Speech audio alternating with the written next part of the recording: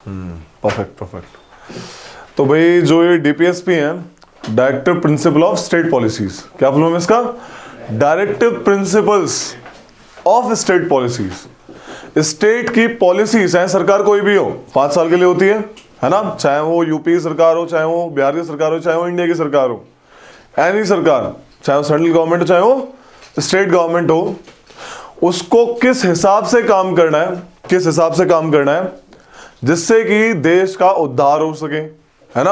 अब ऑब्वियस है, हमारे जो नेता लोग होते हैं उतने पढ़े लिखे नहीं होते हैं, उन्हीं से जो ऊपर उठ के आते हैं उनको नहीं पता है क्या करना है। रोड बनवाने, सारे रोड बनवा देंगे, पता लगा एक बच्चा है इसको पढ़ना है, जिसको पढ़ाई की जरूरत है, और तुमने रोड ही बनवा डाली सारी, क्या देश का डेवलपमेंट होगा कभी? नेवर। फुली डेवलपमेंट नहीं हो पाएगा, राइट। तो ये कुछ डायरेक्टिव प्रिंसिपल्स हैं, वो प्रिंसिपल्स डायरेक्ट करने के लिए किसको? स्टेट की पॉलिसी को। स्टेट की कोई भी, चाहे वो सेंट्रल गवर्नमेंट हो, चाहे वो स्टेट गवर्नमेंट हो, लोकल गवर्नमेंट हो, कोई भी गवर्नमेंट हो, वो किस तरीके से काम करेगी, किस प्रिंसिपल्स पे काम करेगी, वो ये प्रिंसिपल्स हैं, ठीक है। सड़कें बनवानी है, जैसे विलेज पंचायत बनवानी है, जैसे पीस प्रमोट करना है, right. There should be a peace in the world level. कल परसों किसी ने क्वेश्चन पूछा था कि हम यूएस की बात क्यों माने, समथिंग लाइक सोवरेन पे, अरे इसने किरणदीप ने पूछा था। It is our directive principle, it is our core values कि हमें वर्ल्ड में पीस मेंटेन रखना है। अगर इस चीज से पीस मेंटेन होता है then we should bound by the agreement that we have signed. Directive principle है। कल को चाहे मोदी सरकार है, चाहे कांग्रेस गवर्नमेंट आए, या कोई भी गवर्नमेंट आए बाहर ऊपर, they will follow these principles. That's why government changes but policy never changes. Government बदलती है लेकिन पॉलिसी नहीं बदलती। समझ आ रही कहानी? आने वाली कल कोई गवर्नमेंट नहीं बोली हम रशिया से विरोध करेंगे, हम यूएस के साथ जाएंगे, नेवर। हम ऐसा काम करेंगे कि भारत में पीस हो सके। पता लगा वहां से लड़ाई होगी, फायदा नहीं है। वो सोवरेनिटी को हर्ट नहीं कर रहा, वो हमारे पीस को हर्ट कर रहा है, राइट। तो ये कहानी, वो प्रिंसिपल्स हैं। Equal pay for equal work. लड़का लड़की ट्रांसजेंडर कोई भी कैसा भी काम करे, समान काम कर रहा है, अगर उसको लड़के को खोदने कुल्हाड़ी मारने के 100 रुपए मिले तो लड़की को भी मिलेंगे, ट्रांसजेंडर को भी मिलेंगे। समझ आ रही है? ये नहीं बोलेंगे लड़की कम काम कर रहा है, राइट। विलेज पंचायत होनी चाहिए। आया ना फिर पार्ट था ये आपके, जो है आपका पंचायती राज, पीआरआईस, ये these are directive principle state policy. आपको पब्लिक मॉन्यूमेंट्स को प्रोटेक्ट करना है, राइट। सरकार को मॉन्यूमेंट्स प्रोटेक्ट करना है, इसलिए देखो आर्कियोलॉजिकल सर्वे ऑफ इंडिया बना, राइट। ये सब चीजें देखने के लिए तो डिफरेंट डिफरेंट प्रिंसिपल्स हैं, डिफरेंट डिफरेंट डायरेक्टिव प्रिंसिपल्स हैं जो कि काम बता। समझ आ रहे क्या कहानी? क्या डायरेक्टिव प्रिंसिपल्स की? फंडामेंटल राइट आपके लिए थे। डायरेक्टिव प्रिंसिपल स्टेट को मार्गदर्शन, एक मैप बेसिकली। समझ आ रहा है? आपको इस बुक के हिसाब से चलना है। ये प्रिंसिपल्स दे दी, समझ आ रही है? अब क्या हुआ, कॉन्स्टिट्यूशन असेंबली जब डायरेक्टिव प्रिंसिपल के ऊपर बात चल रही थी तो एक क्वेश्चन उठा, क्या इनको कंपलसरी बना दें, क्या इन्हें जस्टिसेबल बना दें? मतलब अगर इसमें लिखा है कि सरकार को रोड वगैरह बनानी चाहिए, बच्चों को स्कूल एजुकेशन देनी चाहिए फ्रॉम 6 से 14 साल, 6 से 14 साल के बच्चों को स्कूल एजुकेशन देनी चाहिए, लेकिन अब तो बिलो 6 ईयर्स हो गया कि 6 से 14 फंडामेंटल राइट ही बना दिया, right to like article 21A, है ना, राइट टू एलिमेंट्री एजुकेशन 6 से 14 को मिलेगी ही मिलेगी। अब उससे कम वालों को बोला कि जो 6 साल तक बच्चे हैं उनको थोड़ा सा प्राइमरी केयर देनी है, कंपलसरी है, मतलब प्राइमरी केयर देनी है। ये आपका क्या है? ये डीपीएसपी है। मान लो किसी कारणवश किसी स्टेटमेंट नहीं दी गई तो क्या वो कोर्ट जा सकते हैं? अगर ये जस्टिसेबल होता, अगर डीपीएसपी जस्टिसेबल होती तो वो पक्का कोर्ट जा सकते थे, लेकिन इनको जानबूझ के नॉन जस्टिसेबल बनाया है। ऑल्दो ये पक्का कहां है? आर्टिकल 37 सेज कि this DPSPs are the fundamental in governance of a country. Fundamental है बट जस्टिसेबल नहीं। क्यों नहीं बनाया जस्टिसेबल? रीजन था उस टाइम हम नए नए भारत बने थे, हम नया नया देश बना था, हमारे पास इतने रिसोर्सेज नहीं थे, ठीक है। पहला कारण ये था। अब बोला आज क्यों नहीं करते, राइट? आज कर दो, अमेंड कर दो कॉन्स्टिट्यूशन, क्या दिक्कत है? बोला कर तो दे, लेकिन ये जो चीज है, जो सरकार काम नहीं कर रही ना, बेसिस सरकार ने काम नहीं करा। एट द एंड हमने बोला रोड बनाना लिखा है, सरकार ने नहीं बनवाई अच्छी तरीके से, जितना लिखा था। हमने बोला कि भाई equal pay for equal work करो, ऐसा तो हर जगह नहीं है, but there are cases, right. सरकार कहीं पे चूकी मान लो तो सारे लोग कोर्ट चले जाएंगे, चलेंगे नहीं चले जाएंगे। और ये काम जो सरकार का है, सरकार किसने चुनी? हम लोगों ने। तो अगर नहीं पसंद सरकार तो अगले 5 साल बाद बदल देना, क्या कोर्ट में जबरदस्ती केस बढ़ाने हैं। अगर सरकार पे आपको इतनी दिक्कत आ रही है, कोर्ट जाने की बात हो रही है, तो अपना वोट ले लो ना वापस। क्या रे, बोले एक अच्छा एनवायरमेंट होना चाहिए, एनिमल हस्बेंड्री होनी चाहिए, कोऑपरेटिव सोसाइटीज होनी चाहिए। अगर नहीं बना रही हो ठीक से, तो कोर्ट जाने से अच्छा है कि अपना वोट ले लो ना वापस, 5 साल बाद कर दो फैसला। तो इसलिए इसको जस्टिसेबल नहीं बनाया गया कि हर काम में कोर्ट दखल देगी, तो ये सही नहीं रहेगा कि गवर्नमेंट एट द एंड हमें चेक एंड बैलेंस बना के रखना पड़े, ऐसे तो फिर जुडिशरी की पावर ज्यादा हो जाएगी, राइट। इस केस में बोला कि पब्लिक ओपिनियन बहुत बड़ी इंपॉर्टेंट चीज है। जो भी सरकार आएगी वो कुछ भी करेगी, डीपीएसपी को बेशक नॉन जस्टिसेबल है, नजरअंदाज नहीं करेगी, क्योंकि उसको जवाबदेही देनी है अगले 5 साल बाद इलेक्शन के उसमें कि हमने क्या क्या करवाया। उसे बताना पड़ेगा, हम लोग 5 साल यहाँ पे थे, हमने क्या क्या नहीं करवाया, क्या क्या करवाया। समझ आ रही है कहानी। तो इसलिए ये कारण था इसको जस्टिसेबल, यानी कि कोर्ट में अगर इन केस अगर ये वायलेट होती है ना जाने का। बोला कोर्ट मत जाओ, सीधा टेक योर वोट। इसलिए वोट की वैल्यू है, वोट की वैल्यू है। समझ आ रही कहानी क्या है। तो दिस इज द केस। कहां से ली डीपीएसपी अनुराग हमने? Very good, Ireland, Irish constitution से। ठीक है, उन्होंने कहां से ली? स्पेनिश कॉन्स्टिट्यूशन से, राइट। तो right down, no we referred from Irish. ठीक है, like you learn from your father, your children will learn from you, वो नहीं कहेंगे वी लर्न फ्रॉम ग्रैंडफादर। ठीक है, तो वही वाली कहानी है। तो लिखो डीपीएसपी, समझ आया ना रे कि क्या है DPSP? DPSPs are contained in part 4th of the Indian Constitution from Article 36 to 51. From Article 36 to 51.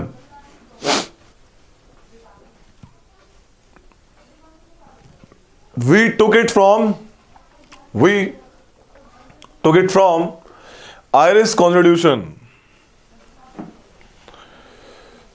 which had copied it from Spanish Constitution.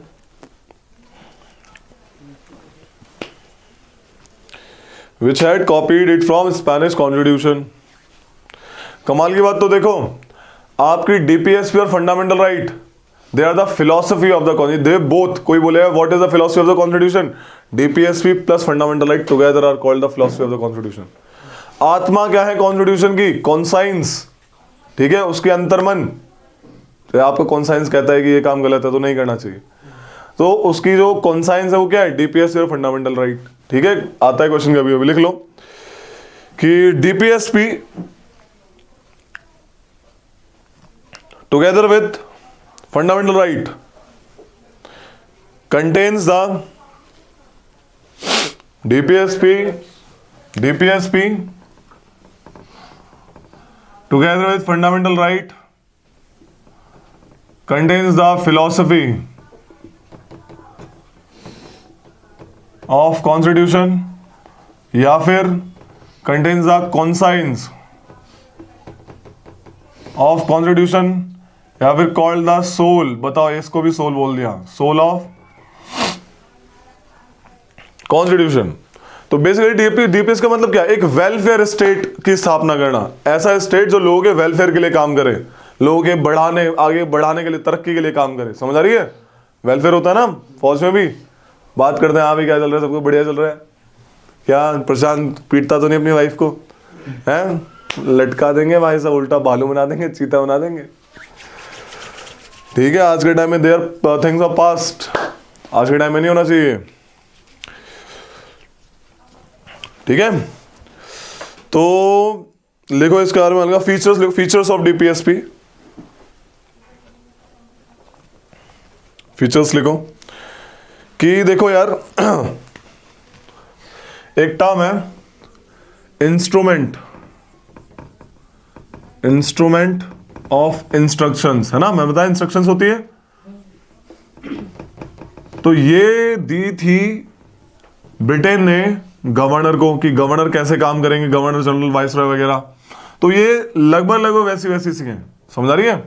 तो ये निर्देश है सरकारों को, क्योंकि आज के टाइम में सरकार कोई गवर्नर थोड़ी आज के टाइम पे, राइट? ऐसा कोई गवर्नर तो नॉमिनल हेड है, because we are in parliamentary form government. क्या होती है parliamentary form government? How do you difference between parliamentary and presidential form of government? एक वर्ड याद रखो हमेशा, कलेक्टिव रिस्पॉन्सिबिलिटी। क्या है वर्ड?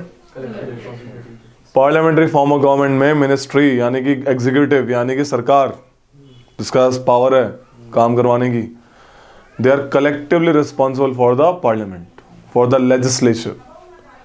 यूएस प्रेसिडेंट कभी भी रिस्पॉन्सिबल नहीं है, लेकिन हमारे मंत्रीगण को पार्लियामेंट में जवाब देना पड़ता है कि हमने ये कार्य क्यों करा, तो क्यों कर, इसलिए करा। We are parliamentary form of government. समझ रही कहीं भी क्या होगा? कलेक्टिव रिस्पॉन्सिबिलिटी, ये वर्ड है। और बेसिस क्या है? On the basis of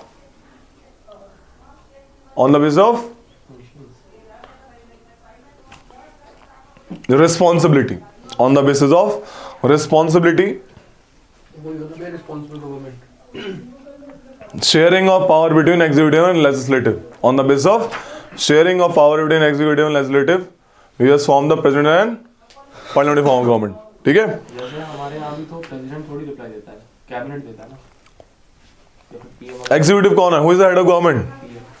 Then answerable है वो? सिंपल। प्रेसिडेंशियल में क्या होता है? एग्जीक्यूटिव हेड भी प्रेसिडेंट है और नॉमिनल हेड भी प्रेसिडेंट है।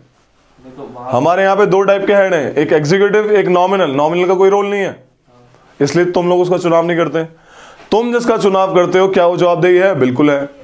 वहां पे पीएम होता ही नहीं, there is no role of PM, nothing. समझ आ रही है? वहां पे हेड ऑफ गवर्नमेंट और हेड ऑफ स्टेट एक ही बंदा है, प्रेसिडेंट साहब। अगर वहां के प्रेसिडेंट को और यहाँ का बंदा जो उसके इक्विवेलेंट है उसको कंपेयर करो, कौन है यहाँ का बंदा? PM. PM of India is equivalent to President of USA in terms of power. समझ आ रही है? ये जो है ये मामला, ये क्या है?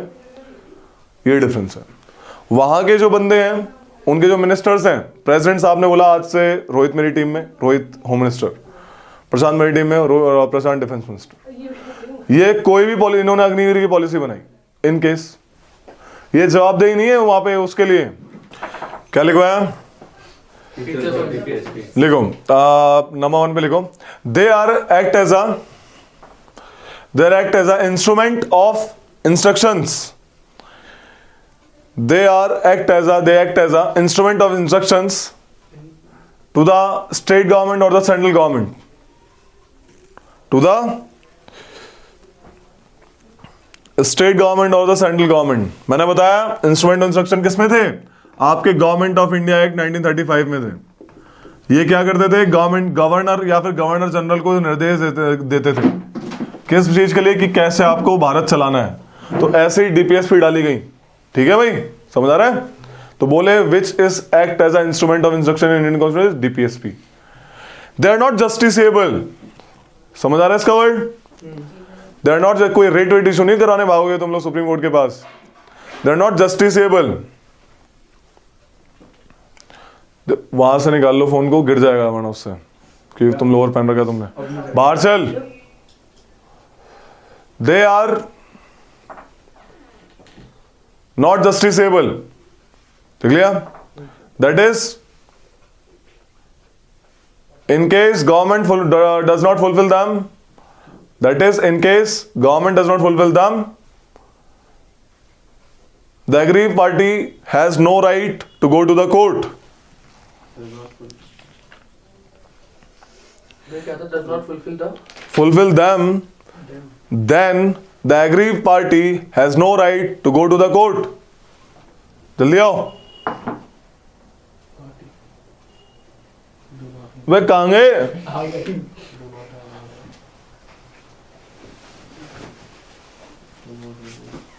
बात नहीं करनी है बिल्कुल भी। खड़े हो जाओ, वहां बैठो। को बैठो, वहां बैठेगा सुधीर।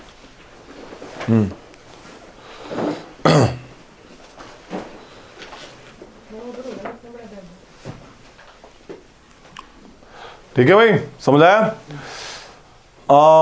ऐसे तो कॉन्स्टिट्यूशन में कोई क्लासिफिकेशन नहीं है कि डीपीएस को किस बेसिस पे क्लासिफाई करा जाए। ठीक है, लेकिन नॉर्मल अगर हम देखें, एक बाहर से देखते हैं, तो they are classified into 3 types: socialistic, Gandhian and liberal intellectual. Socialistic, जो सोशल वाली सोशलिस्टिक प्रिंसिपल को प्रमोट करे। For example, as I told you, there is a mix economic kind of thing in India, democratic socialism, कि government उन sectors पे अपना दबाव बना के रखे जहां पे उसे लगता है कि यहाँ पे डिस्क्रिमिनेशन हो सकता है।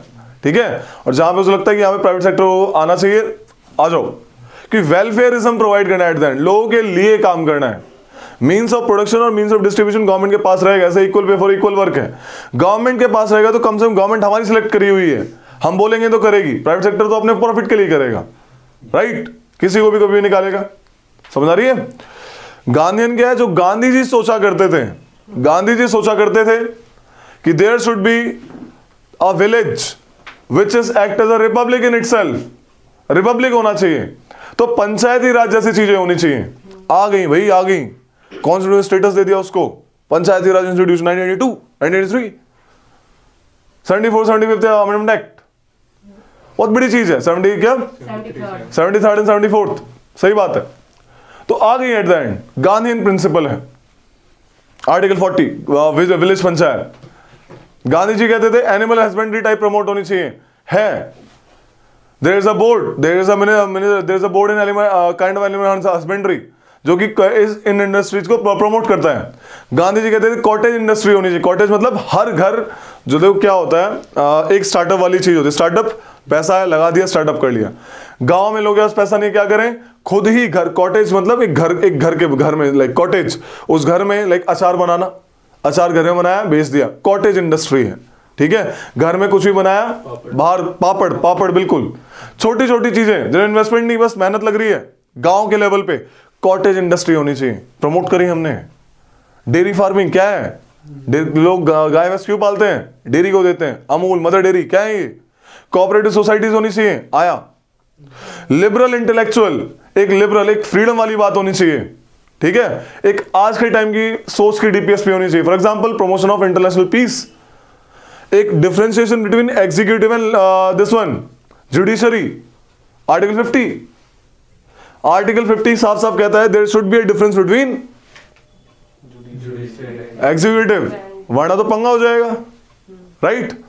साफ साफ कहता है, करते भी ये लोग जितना ज्यादा हो सके दूर रहते हैं आपस में। यही कारण था कि भाई डीपीएसपी को जस्टिसेबल नहीं बनाया गया, वन ऑफ द मेन कारण। अगर कोर्ट हर मामले में दखल देगा तो गवर्नमेंट कैसे काम करेगी, right.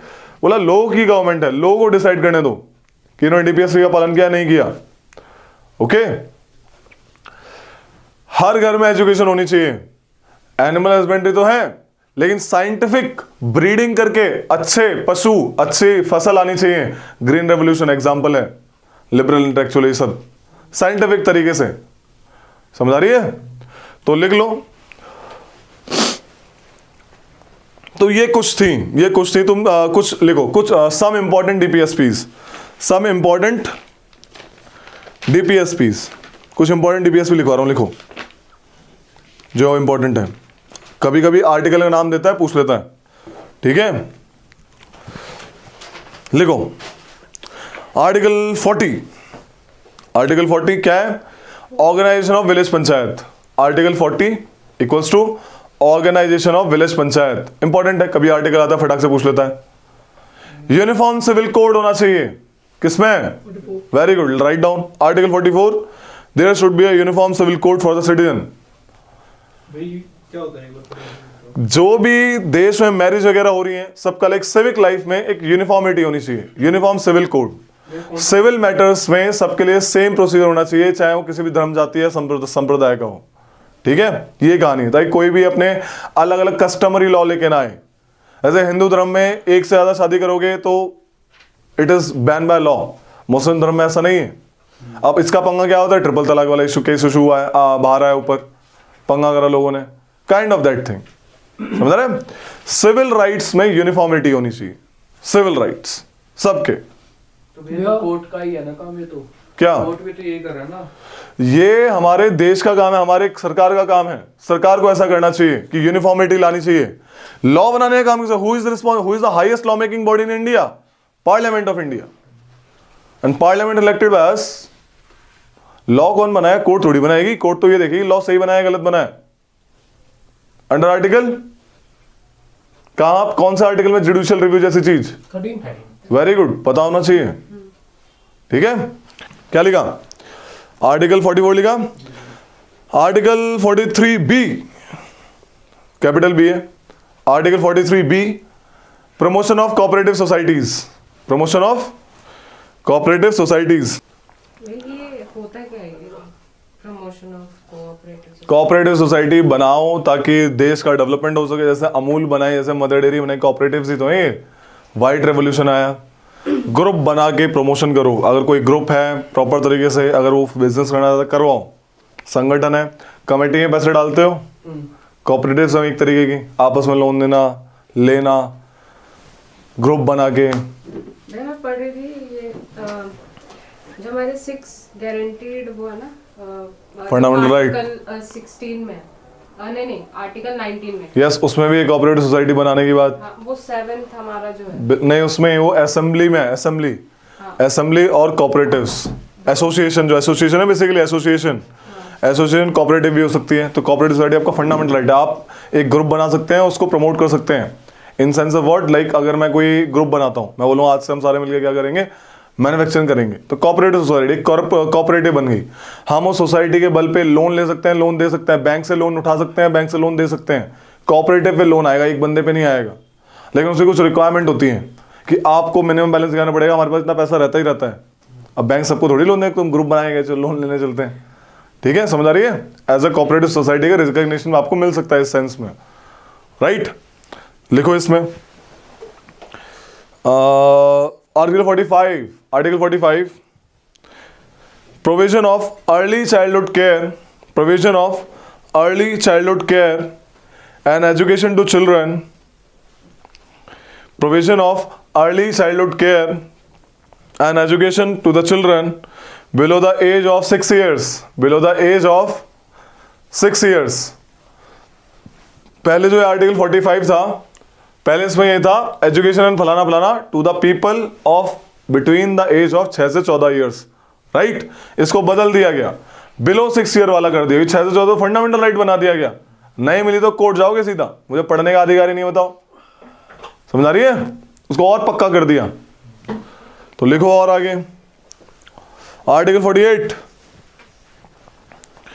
Organisation of agriculture and animal husbandry, organisation of agriculture and animal husbandry, organisation of agriculture and animal husbandry. 48A article 48A husbandry क्या होता है भैया? अरे पशुपालन करना, एनिमल हस्बेंड्री, पशुपालन। घर में एक पशु पाल रहे हो, 2 पशु, एनिमल हस्बेंड्री कर रहे हो। खेती है basically, it's a type of agriculture. Agriculture में सब आता है, फार्मिंग, एनिमल हस्बेंड्री, हॉर्टिकल्चर, सुना, fisheries, animal husbandry, all part of agriculture. Fruits उगाना भी एग्रीकल्चर का पार्ट है। अच्छा भैया, गवर्नमेंट इसलिए सब्सिडी भी देती है। यस, अच्छी ब्रीड ला रही है गवर्नमेंट, ये ब्रीड खरीदो, बढ़िया दूध दाद मिलेगा। हाँ भाई, अगर गवर्नमेंट ने कोई ऐसा लॉ बनाया, मतलब एट वो पार्लियामेंट्री लॉ बना रहा है ना, पार्लियामेंट या स्टेट गवर्नमेंट दोनों बना सकते हैं। लॉ बना रही है, तो कोई लॉ ऐसा बना है जो इन चीजों को अपोज कर रहा है, हाँ, तो उसकी कहाँ सुनवाई कहाँ होगी? Very good. जब अगर ऐसा होगा, इससे एक और चीज मैं डीपीएस में कैरेक्टर्स में एक चीज और लिखवाना भूल गया, ये सुप्रीम कोर्ट को भी एक मार्गदर्शन की तरह दिखाती है। कल को गवर्नमेंट ऐसा लॉ बनाया जो फंडामेंटल राइट तो नहीं काट रहा, लेकिन डीपीएस भी कहीं ना कहीं काट रहा है, तो गवर्नमेंट सुप्रीम कोर्ट को लगा कि शायद ये आगे चले खतरनाक हो सकता है, वैलिड नहीं है, जस्ट नहीं है, फेयर नहीं है, काट देगी सुप्रीम कोर्ट काट देगी। ये सुप्रीम कोर्ट काट देगी। समझ आ रही है? कहीं ना कहीं, क्योंकि मैंने बोला ना article 37 itself says, Article 37 of the Constitution itself says DPSP, although not justiciable, but they are fundamental in governance of the country. Constitution का आर्टिकल है प्रॉपर, आर्टिकल 37 साफ साफ कहता है। तो यानी सुप्रीम कोर्ट देख सकती है इसको कि भाई ये कहीं ना कहीं ठीक ठाक गवर्न नहीं कर रहा मामला स्टेट को।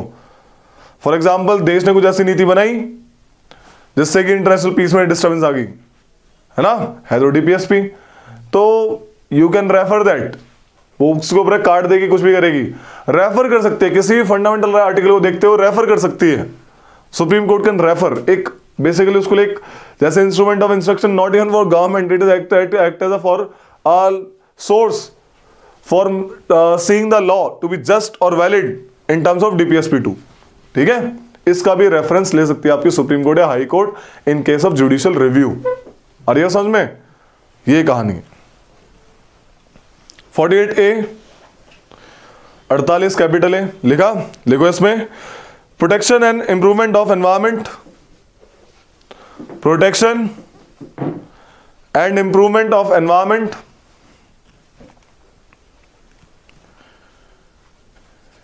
And safeguarding of forest and wildlife, and safeguarding of forest and wild life. Article 49 लिखो और इस पर स्टार मार्क डाल लेना कि ये हमेशा आता है, और जब जब ये आएगा कंफ्यूजन पैदा होगी, तो कंफ्यूजन अभी दूर कर देते हैं। Article 49, protection of monuments. इस मॉन्यूमेंट वर्ड को अंडरलाइन कर लो। क्वेश्चन आता है, निम्नलिखित में से कौन सा डीपीएसपी है, कौन सी फंडामेंटल ड्यूटी है? जहां भी मॉन्यूमेंट जैसा शब्द लिखा होगा, जहां भी मॉन्यूमेंट जैसा शब्द लिखा होगा वो डीपीएसपी ही है। पब्लिक प्रॉपर्टी लिखा होगा तो एफडी है, फंडामेंटल ड्यूटी है। यही क्वेश्चन आता है डायरेक्ट, बहुत बार आता है। यूपीएससी को पता है बच्चा कंफ्यूज इसी में होगा, हमेशा इसी को देती है। देखना पीवाईक्यू में कितनी बार पूछ रखा होगा इसको। ठीक है, protection of monuments and places and objects of national importance. क्या कहीं पे लिखा है पब्लिक प्रॉपर्टी? प्लेसेस है भैया, ये पब्लिक प्रॉपर्टी लिखा होगा एफडी में, फंडामेंटल ड्यूटी में करवाएंगे आज। Places and objects of national importance, वही बता रखा है ये तो। हाँ भाई रोहित, दिल्ली में कहाँ घूमने गए हो? भैया लोटस टेंपल गया। लोटस टेम्पल में गया रोहित। ठीक है, अब इसने डीपीएसपी नहीं पढ़ी थी, अब रोहित तो चला गया, रोहित को याद आई रूहानी की। किसकी? किसकी याद आई? रूहानी की। तो रोहित लोटस टेम्पल के सैपल पे लिख के आ गया क्या? रूहानी। और ये लंबा था खोद खोद के। ठीक है, अगली बार रूहानी के साथ अगले 10 साल बाद देख के आऊंगा, रूहानी को दिखाऊंगा कि देखो मैं तेरे क्या कर रहा, मैं तेरे क्या क्या नहीं किया मैंने। ठीक है, सरकार तोड़ देगी इसको, नहीं तुम्हें। ठीक है, तो ये सब चीजें नहीं, इन सब चीजें बचाने के लिए सरकार लॉ बनाती है कि आप मॉन्यूमेंट्स को खराब ना करो। सुधीर गया, सुधीर ने फोन मिलाया, सुधीर पहुंच गया पुराना किला, और वहां पे एक कोकोनट का ट्री है, देखे होंगे तुमने वो, देखे हैं? तुम भी गए हो। ठीक है, सुधीर यहां बैठा था, सुधीर बैठा है, सुधीर ने फोन मिलाया, फोन करा, बोला आ रहे हैं आ रहे हैं। सुधीर ने 1 घंटे बाद मिलाया, ब्लॉक। सुधीर ने यहाँ पे लिखा, सुधीर वॉज हेयर एट 14 फरवरी 2023, और ऐसे करके पीछे से गार्ड खड़े थे। ये गार्ड सुधीर देख के, और सुधीर तेरी तो नहीं करने का है, पेड़ को डिस्टर्ब नहीं करने का। तुम्हारी आपकी लाइफ में क्या चल रहा है, पेड़ को नहीं रगड़ने का। समझ आ रही है? क्या लिखा? Safeguarding forest and wildlife. 49 भी लिखा है। 48 है safeguarding forest and wildlife. अरे 48 है, वही बता रहा हूं, सुन लो। रोहित गया चिड़ियाघर में, ये रहा रोहित, यहां पे शेर था। अब ये गिर लायन था, रोहित को पता नहीं था। गिर लायन बहुत ज्यादा आराम करते हैं। क्या करते हैं? आराम करते हैं। अब रोहित 5 मिनट खड़ा हुआ, रोहित ने ली 40 रुपए की टिकट, बोला आज तो शेर देख के आऊंगा, दहाड़ता हुआ शेर देखेंगे। अब शेर बोला यहाँ पे तो काफी लोग रहते हैं, तो मैं यहाँ पे आके पेड़ के पीछे आराम से लेट जाता हूँ। रोहित ने साइड से देखा, नहीं दिखा। रोहित ने इधर देखा, शेर की पूंछ दिखी, बस यही पार्ट दिख रहा था। रोहित ने लिया एक पत्थर, शेर कराया, रोहित को लगा दहाड़ा। तो ये क्या करना, सेफ गार्ड करना, ना कि उसको तंग करना है। बहुत सारे लोग, जानवर अंदर होता है लेकिन जानवर गिरी वो बाहर दिखाते हैं, पत्थर मारते हैं भाई। कुछ तो जानवर बन जाते हैं, ओ ओ ओ ओ ओ ओ ओ हंस कर रहा है क्या भाई? चिड़ियाघर गए हो? हैं पत्थर में मार रहे, मैं भी देख रहा हूँ, आएगा अब आएगा, देखो एक शुरू हो गया बंदर। ऐसा जानवर कम्युनिकेट करेगा, वापस जवाब देगा। कभी भी नहीं करना। अरे सुन लो, ओए जंगल का जानवर है वो, ड्रामा नहीं करना ऐसा कभी भी, ठीक है? नेवर। चिड़ियाघर में जाके आराम से पेशेंस के साथ देखना, नहीं देखे कोई दिक्कत नहीं है। तुम उनके घर में आए हो, वो तुम्हारे पास नहीं गए थे, अब पैसे तुम उनसे पूछ के लिए थे, हाँ भाई मैं देखने आऊंगा, जो एग्रीमेंट ब्रेक हो गया हो तो पत्थर मारने लग रहे हो, ठीक है? Never do, never. ओके, नहीं करना है कभी। 50 आर्टिकल 50 50-50 यानी आधा आधा, यानी separation of executive and judiciary. लिख लो, separation of judiciary from executive, separation of judiciary from executive. Article 51 promotion of international peace and security, promotion of international peace and security.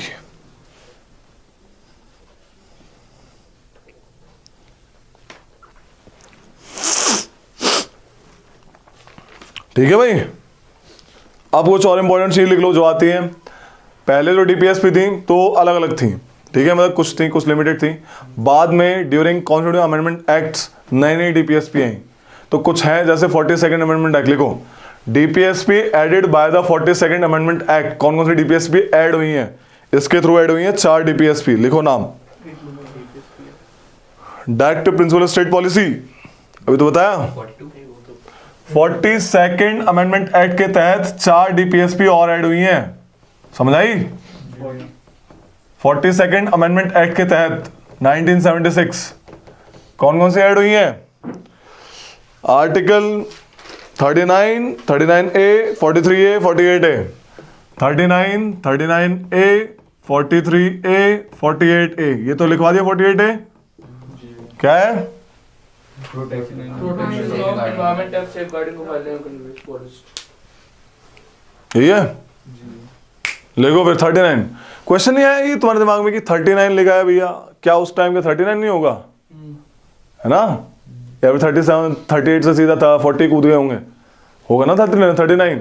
Add करना होता तो ये करते ना, ये चीज है ना, बी लगाते, कुछ भी लगाते, तो उसका बस पार्ट बदल दिया है, उसके शब्द बदल दिए। आर्टिकल वही है, शब्द बदल दिए, ऐड कर दिया उसमें। लाइक 39 तो था ही, 39 के पार्ट से 39 सब क्लॉज ए, 39 सब clause B, 39 clause C, clause होते हैं, अगर और भी आ गया तो सब क्लॉज बन जाते हैं।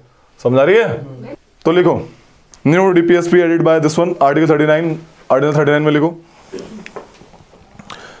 नंबर आर्टिकल 39 में लिखो, to secure the opportunity for, to secure the opportunities for, to secure the opportunities for healthy development of children, healthy development of children,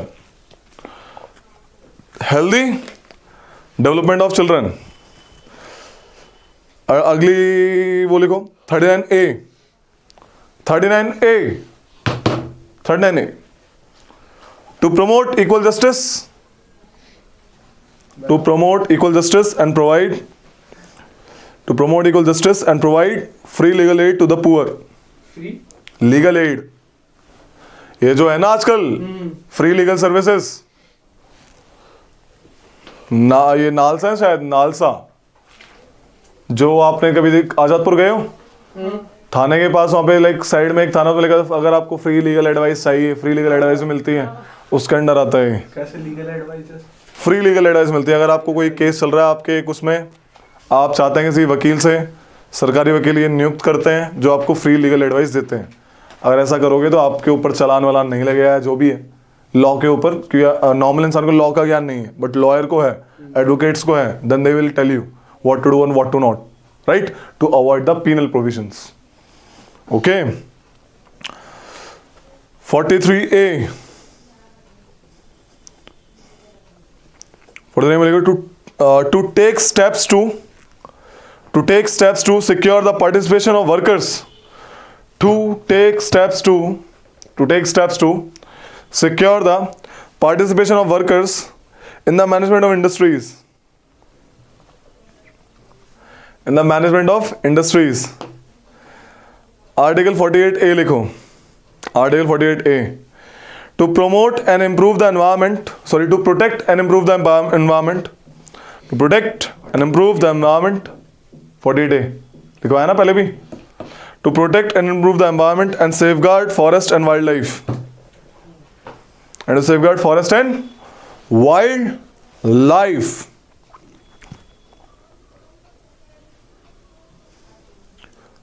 forty fourth amendment act ने एक और DPSP add करी, लिखो as per 44th, ये तो 42nd था।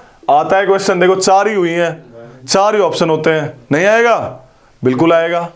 लिखो as per 44th amendment act 1978 one more DPSP added, एक लिख लो कौन सी डीपीएसपी ऐड हुई है? आर्टिकल 38, आर्टिकल 38 में चेंज किया, एक और नया नई चीज डाली, लिखो कौन क्या चीज डाली? 8 लिखो, the state should minimise, article 38, the state should minimise inequalities in income, the state should minimise inequalities in income, status,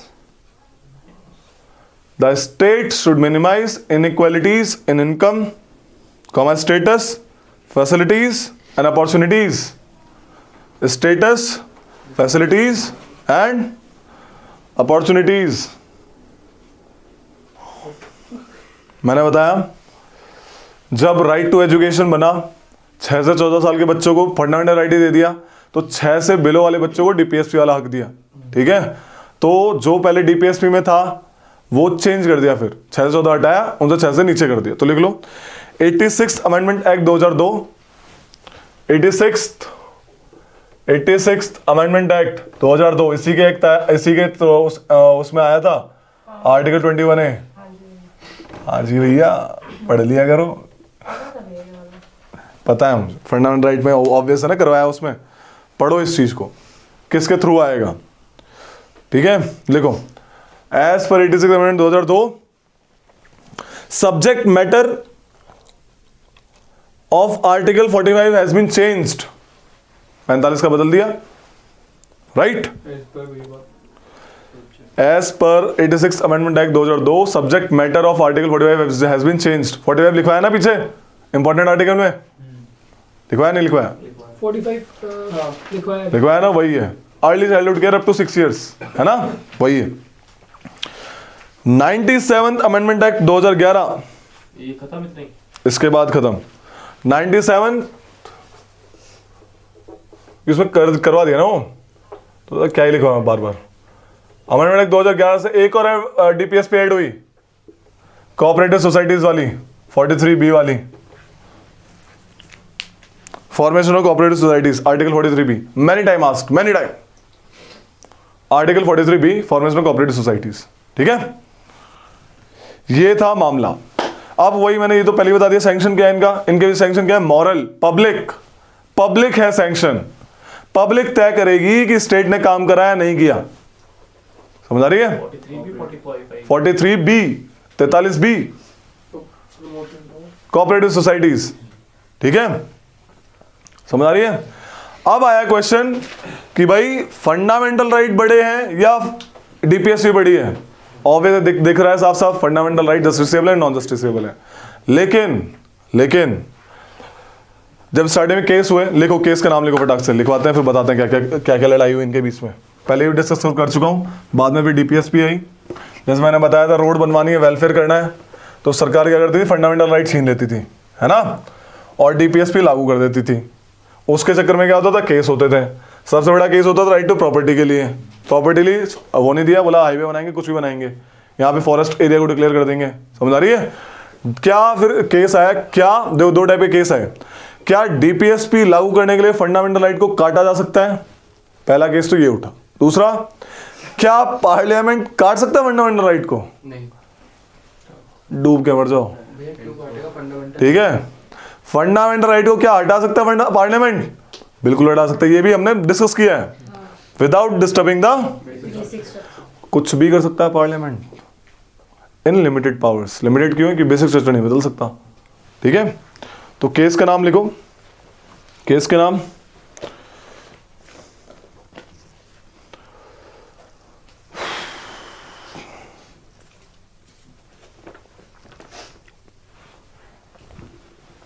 कहाँ गया? चलो इसमें से लिखवाते हैं फिर। Different cases. पहला लिखो आपका Golaknath.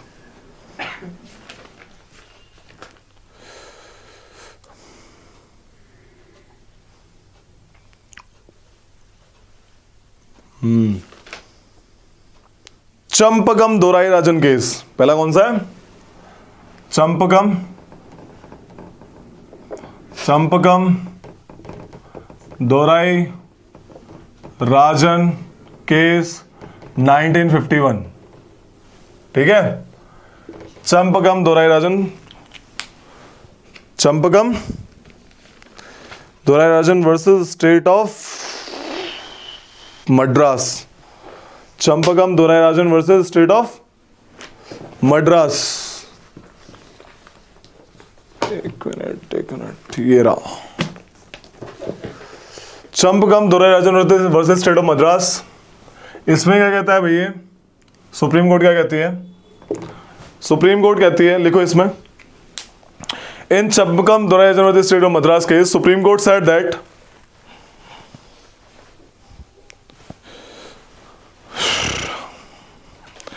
in conflict between fundamental right and DPSP, FR and DPSP, if there is conflict between FR and DPSP, हाँ बोलो, good, fundamental right will prevail. Fundamental right will prevail. Fundamental right will prevail.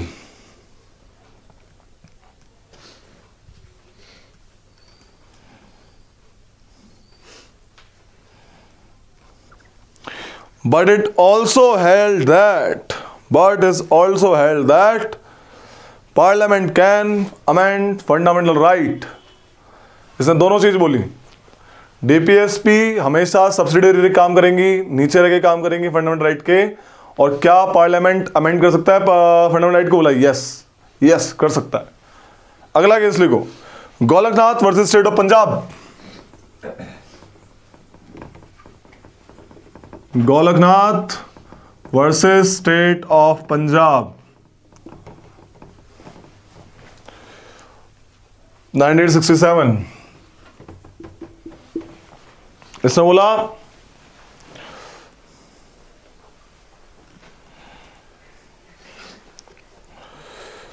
Supreme court ruled that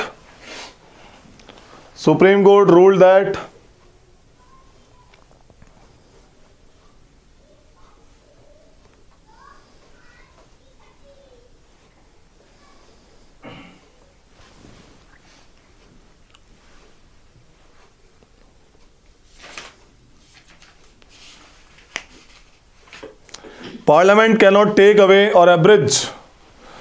Parliament cannot take away or abridge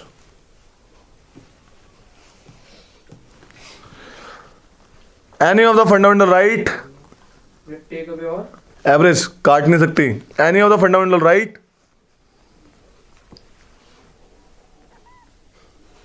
for implementation of, क्या हुआ? For implementation of DPSP।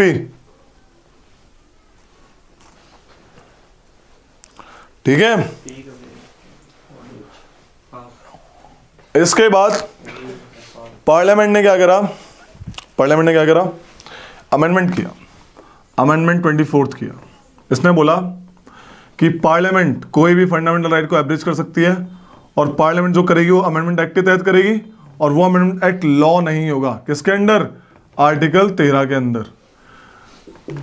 Supreme court ने बोला बिल्कुल सही बात है, it's right. आज भी है ये, पार्लियामेंट कोई भी फंडामेंटल राइट अमेंड कर सकती है, क्योंकि इसमें बोला नहीं कर सकती। पार्लियामेंट ने अमेंडमेंट किया 224वां 24th अमेंडमेंट एक्ट किया। उसमें बोला parliament can take any of the fundamental right, बोला ठीक है। और जो अमेंडमेंट होगा वो लॉ नहीं कहलाएगा। किसके अंडर? आर्टिकल 13 के अंडर, जो हम बात करते हैं आज भी। It is not amendment can not be considered law. Supreme court ने केशवानंद भारती केस डाल दिया इसके खिलाफ। केशवानंद भारती के साथ बोला कि आपने ये जो किया बिल्कुल सही किया, कोई गलत नहीं है, लेकिन आप बेसिक स्ट्रक्चर नहीं बदलोगे, सब कुछ करो, you are okay, I am also okay, but you can not change the basic structure. लिखो अंडर केशवानंद भारती केस 1973 मेरे को वो समझ नहीं आया कि कॉन्स्टिट्यूशनल अमेंडमेंट एक्ट मतलब लॉ नहीं होगा।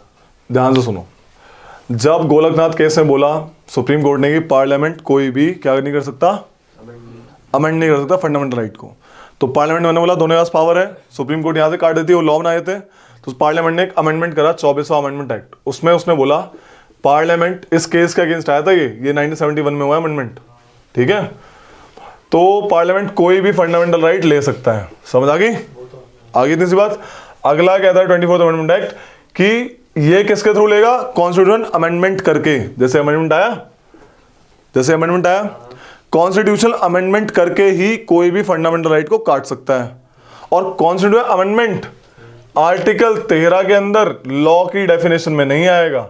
आर्टिकल 13 कहता है सुप्रीम कोर्ट किसी भी लॉ को खारिज कर सकती है अगर वो फंडामेंटल राइट के अगेंस्ट जाएगा, लॉ को, और लॉ कोई भी उसका order, by order, ordinance, anything, but not a constitution amendment act.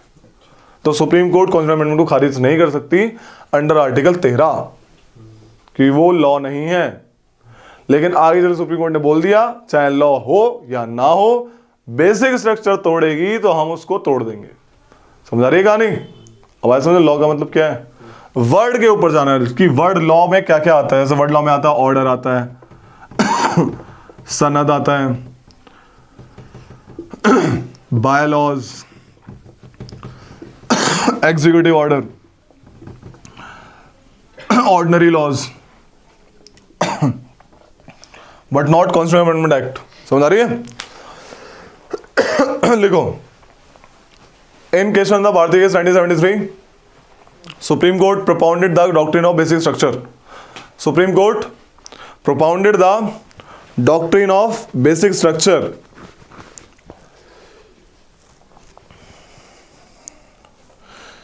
ठीक है? in which it said that parliament can take any of the fundamental right,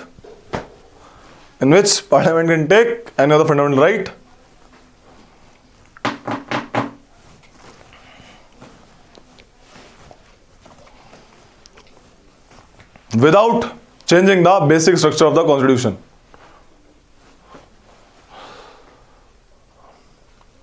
And basic structure is not defined. Defined नहीं है, कोई theory नहीं है कि सिर्फ इतना ही बेसिक स्ट्रक्चर होगा। बेसिक स्ट्रक्चर आने वाले टाइम में देते जाती है सुप्रीम कोर्ट, जैसे बोल दिया secular is the basic structure. Secular का फैब्रिक कभी नहीं तोड़ोगे। भारत कभी हिंदू राज्य है, मुस्लिम राज्य है, जैन राज्य नहीं बन सकता। ये बेसिक स्ट्रक्चर है कॉन्स्टिट्यूशन का, नेवर। डेमोक्रेसी हमेशा रहेगी, कोई एक किंग नहीं आगे बैठ जाएगा, never. Democracy is the basic feature. Equality कभी भी ये नहीं एक कम्युनिटी को ज्यादा प्रमोट करेंगे, no, equality is the basic feature. Basic feature है ये सब। जुडिशियल रिव्यू बेसिक फीचर है, बोला इसको नहीं काट सकते आप, बोला आज से सुप्रीम कोर्ट रिव्यू नहीं कर सकती, परमानेंट कर दिया, नो, बेसिक फीचर है। आर्टिकल 32 नहीं काट सकते, बेसिक फीचर है। ठीक है, तो ये कहानी है। तो आज की पोजीशन क्या है?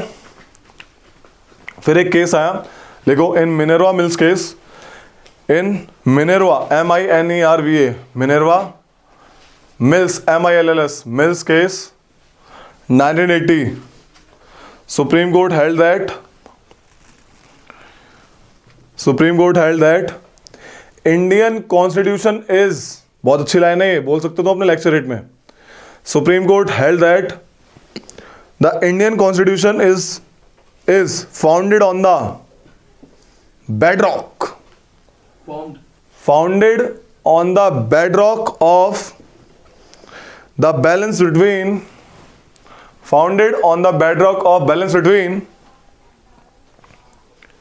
Fundamental right and DPSPs। समझ आ रही है?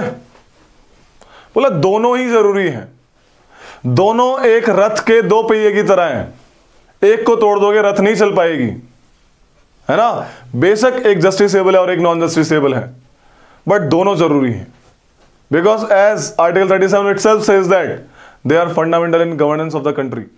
ठीक है, तो यही कहना था इसका। ठीक है, बेडरॉक ऑफ लेकिन क्या नहीं कर सकते, डीपीएसपी को हटाने के लिए एफआर आप अमेंड नहीं कर सकते। आज की पोजीशन ये लिख लो, the present status is fundamental right enjoy supremacy over the DPSP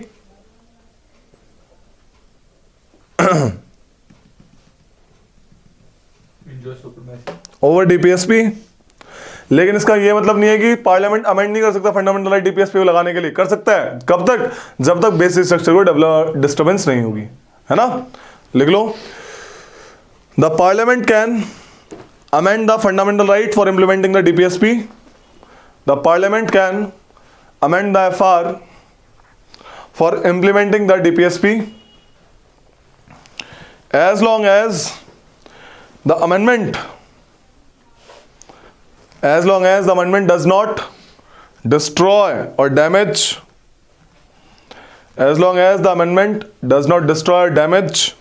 the basic structure of the Constitution. एक है रे, इधर देखो, article 39 A clause A, article 39 clause B, ये दो डीपीएसपी हैं। इधर देखो, article 39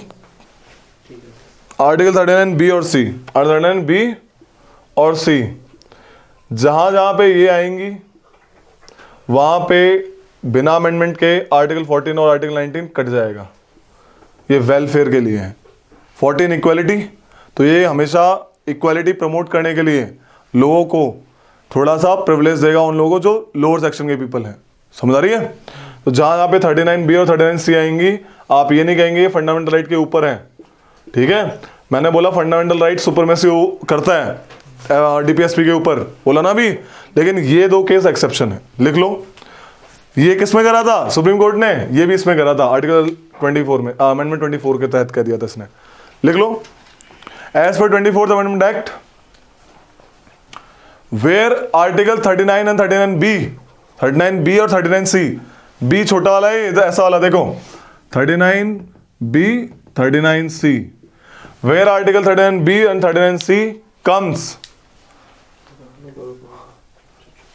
article 39 small B, article 39 small C comes, ये देखो ये रहा, कहाँ है, article 39 B 39 C comes, article 14 and 19 automatically goes out,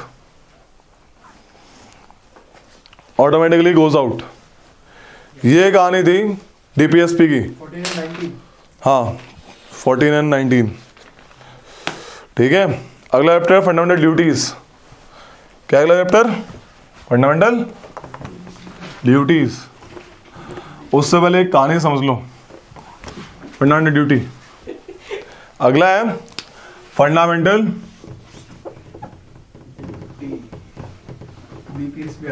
duty, ठीक है। इट्स इन पार्ट 4th ए, ठीक है, एंड ओनली इन आर्टिकल 1, कौन सा? 51 ए। ये ड्यूटीज जब कॉन्स्टिट्यूशन बनाता नहीं थी, जब हमारे कॉन्स्टिट्यूशन मेकर्स ने ड्यूटीज बनाई तो ये ड्यूटी नहीं थी, फंडामेंटल ड्यूटी नाम का चैप्टर ही नहीं था, ठीक है, पार्ट ही नहीं था। Okay, part 4th A, there was no part, it added by the 42nd amendment act 1976 on the recommendation of Sardar मैं बता सर स्वर्ण सिंह कमेटी, ठीक है। जब इमरजेंसी लगी थी 1975, 25 जून 1975 को आपकी इमरजेंसी लगी, internal emergency, right. Indira Gandhi government ने लगवाई थी। उस टाइम देश में हाहाकार मच रहा था, लोग राइट चिल्ला रहे थे, तो गवर्नमेंट को लगा कि ड्यूटीज भी होनी चाहिए। क्या होनी चाहिए? लोग को राइट तो मिले, ड्यूटीज भी होनी चाहिए भाई। उनकी देश के प्रति ड्यूटीज होनी चाहिए, उनकी सरकार के प्रति ड्यूटीज होनी चाहिए, राइट। ड्यूटी में ये भी आता है, safeguard public property and observe violence, ठीक है, to honour the national flag, constitution, ठीक है, to promote the scientific temper, to honour women, children, right. And one another duty was added by the 86 constitution amendment 2002। Education 6 से 14 साल के बच्चों को हमें स्कूल भेजना चाहिए, हमारी ड्यूटी है। फंडामेंटल राइट तो है ही है, साथ में ड्यूटी भी है। इस टाइप की ड्यूटी बनी, समझा रही है? ड्यूटी, कर्तव्य, क्या है एनसीसी कैडेट की ड्यूटी? कुछ ड्यूटी है, ऐसा लिखा होता है, लिखा तो नहीं होता। नियम होते हैं, कुछ रूल्स प्रिंसिपल्स, ड्यूटीज भी होती होंगी। ड्यूटी स्पेसिफाइड नहीं है ऐसे। इन्होंने पढ़ी नहीं है इसलिए बता कर हैं? पढ़ ली तूने? स्पेसिफाइड नहीं है। जितनी बताओ। क्लासिफाइड हो गया। हाँ बताओ। गाइड वाइड नहीं पढ़ते क्या तुम? एनसीसी की आती है? आती है भाई, कौन पढ़ता है वो? हाँ क्या ये तो वेटरन है। मैं छोड़ दिया एक्स सर्विस मैंने कार्ड का वही पूछा था मेरे को तुम्हारे कोर्ट मार चलवा है तुम्हारा। ठीक है, ठीक है, इनकी क्वालिटी सुन लो। ये भी जस्टिसेबल नहीं है। तुमने सुन लो, बोला you should respect the women, मान लो तुमने नहीं करी, नहीं कर रहा ना, डिसरिस्पेक्ट कर रहा, रिस्पेक्ट कर रहा, सरकार पकड़ के ले जाएगी तुमको। कोई ये नहीं बोले करता नहीं ऐसा, करे पकड़ ले जाओ उसको। कोई नहीं भेज रहा, ड्यूटी नहीं कर रहा, तो सरकार पकड़ के ले जाएगी आप क्या कर रहे हो। ठीक है, जस्टिसेबल नहीं, इनको भी जस्टिसेबल नहीं बनाया। समझ आ रही है कहानी? तो लिख लो, किससे लिए हमने, किससे इंस्पायर हो गई थी ये? यूएसएसआर। लिख लो, फंडामेंटल ड्यूटीज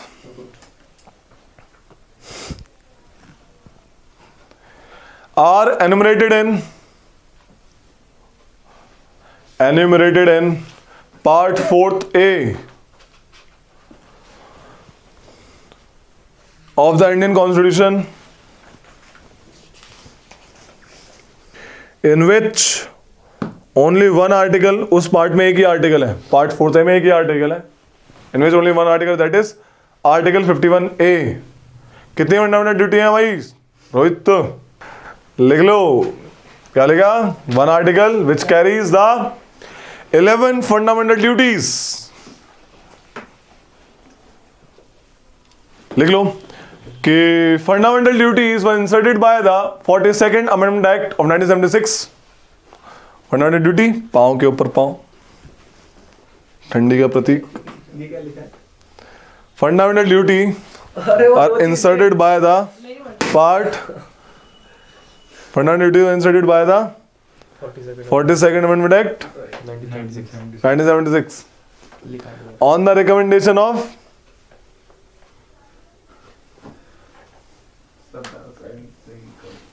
Sardar Swarn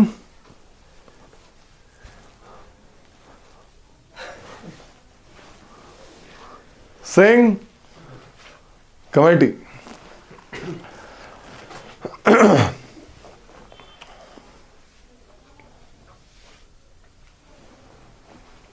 सरदार स्वर्ण सिंह कमेटी ने बोला था ड्यूटी टू पे टैक्स भी ड्यूटी होनी चाहिए, और ड्यूटी जो ना फॉलो करे उसको पेनल्टी भी लगानी चाहिए, ऐसा उसने रिकमेंडेशन दी थी, लेकिन ये एक्सेप्ट नहीं करेगी।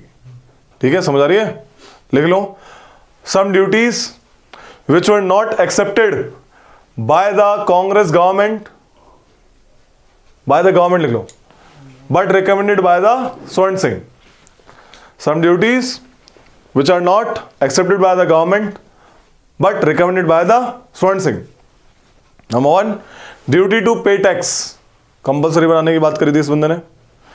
Duty to pay tax. Second, penal provision of the for the duties. Penal provision, सनी सजा होनी चाहिए। पीनल प्रोविजन फॉर द इसी में ये है पीनल सेकंड पॉइंट जो उसने दिया था, penal provision for not following the duty.